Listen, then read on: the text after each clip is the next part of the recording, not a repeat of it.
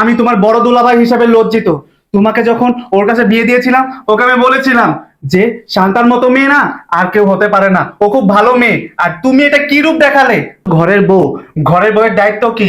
স্বামীকে সেবা যত্ন করা, স্বামীর পরিবারের লোকজনদের সাথে ভালো ব্যবহার করা। আর তুমি কি করো? তাদের সাথে খারাপ আচরণ করো। আরে ওর বোন তো বিধবা, তার সাথে তো তোমার ভালো ব্যবহার করা উচিত। সে এসেছিল তোমাদের সাথে আনন্দ ফুর্তি করবে, একসাথে ঈদ করবে, আর তুমি কিনা তাকে অপমান করে দূর দূর করে তাড়িয়ে দিয়েছো। এটা আশা করিনি শান্তা।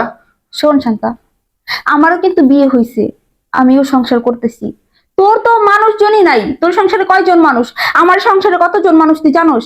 আমার শ্বশুর শাশুড়ি, আমার ছোট দেবর, আমার ননাস ননদ, এগুলোর তো অভাব নাই।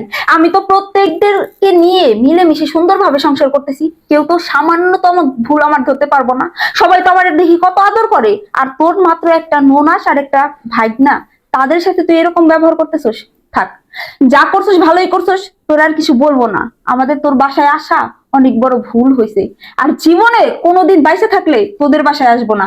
যেদিন ভালো হইতে পারবি ওই দিন আসবো। এই চল, এই চলো। আপু, আমার ভুল হয়ে গেছে আপু, তোমরা যেও না। আমি বুঝতে পারি নাই, আমার এইভাবে ব্যবহার করাটা উচিত হয়নি। শোনো, চলো আমরা যে আপুরে নিয়ে আসি, আর তোমরা এখানে বসো।